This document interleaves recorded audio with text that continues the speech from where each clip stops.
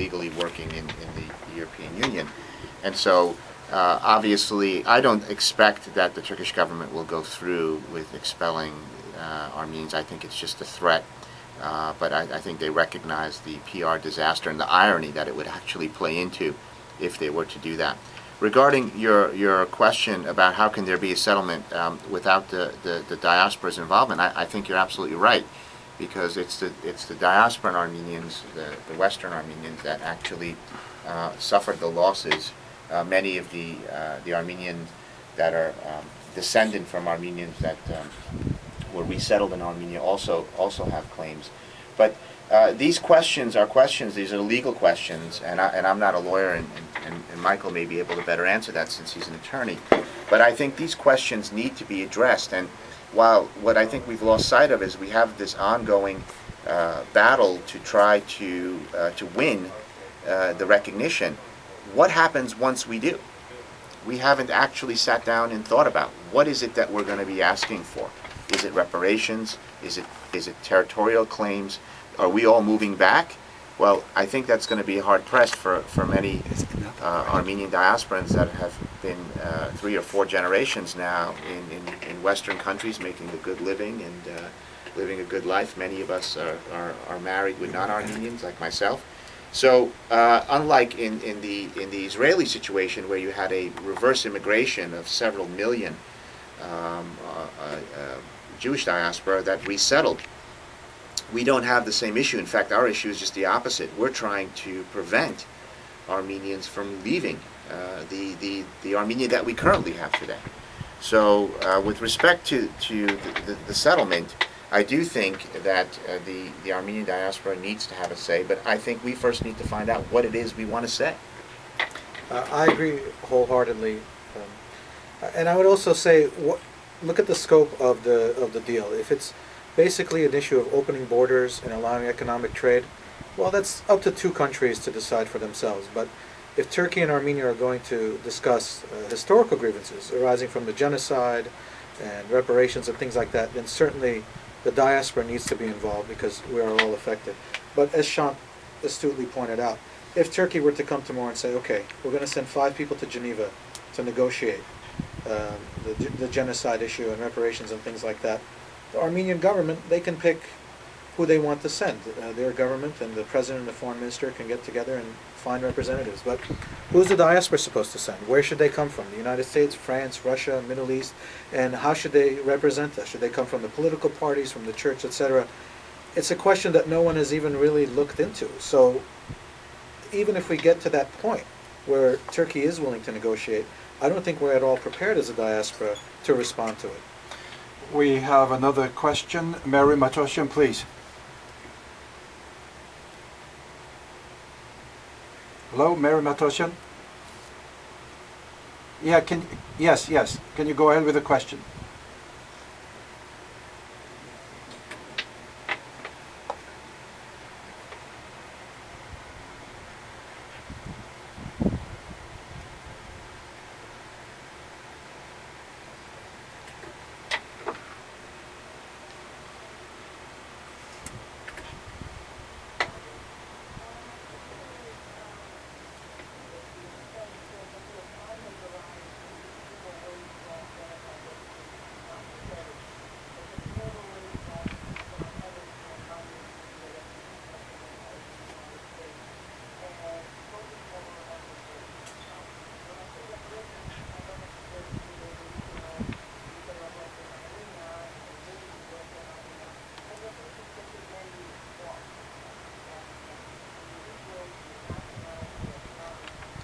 Thank you, Mary Mardirossian. Michael? I think it's a fair question to ask whether the Armenian American community in particular has spent too much time and energy on the issue of genocide recognition.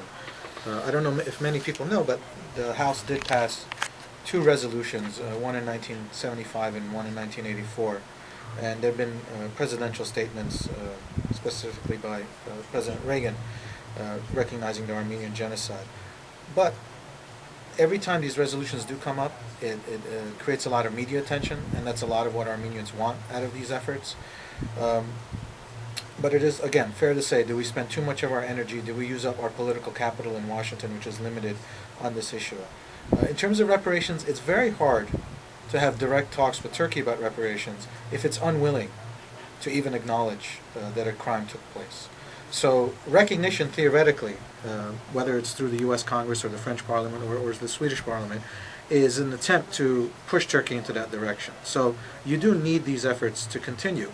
But in terms of reparations that don't directly deal with Turkey, well, those are already kind of starting. There was a lawsuit against the New York Life Insurance Company and other insurance companies. There are lawsuits against German banks that were doing business in the Ottoman Empire in 1915. And those aren't strictly reparations from the legal point of view, but they are an effort to try to gain back some of the material losses that the Armenians suffered. So you kind of have to keep up both. I don't think one is mutually exclusive from the other. You're listening to the Armenian Radio of New Jersey on 89.5 FM. Our guests are Mr. Sean Mardirossian, chairman of the Near East Foundation, and Michael Bobelian, author, The Children of Armenia. And we are covering topics of Armenian interest. We would like to encourage you to call the station and ask your questions to our guest. Our number is 973-761-9520. And on the line we have Dr. Grigorian. We are here. Yes, Dr. Grigorian, what is your question?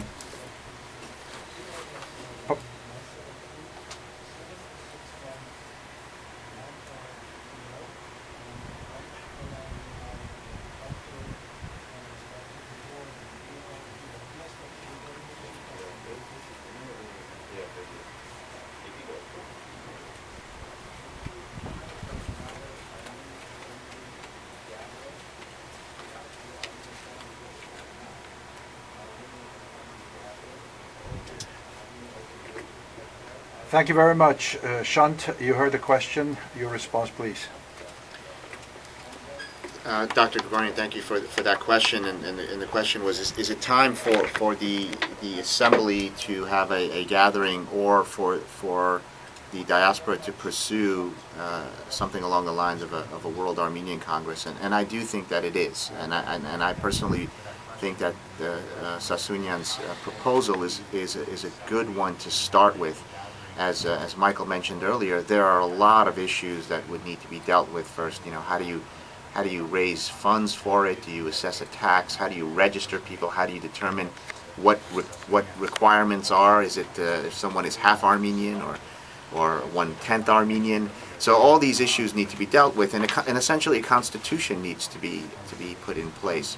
But I do think it is a step that needs to occur, and it's going to take several years to go through this process, much like it would for a new country to go through. So I do think it is time. Is the Assembly the right organization? Well, maybe there would be a lot of feathers ruffled if it was just the Assembly taking the lead again, but maybe a group of organizations which would include all the main organizations, so that everybody feels fairly representative. Something along the lines of a constitutional Congress that took place in America in its beginning, and of course everybody recognizing that there would be a period of time when issues needed to be worked out before an electoral college could be put in place. But I do think the time is now.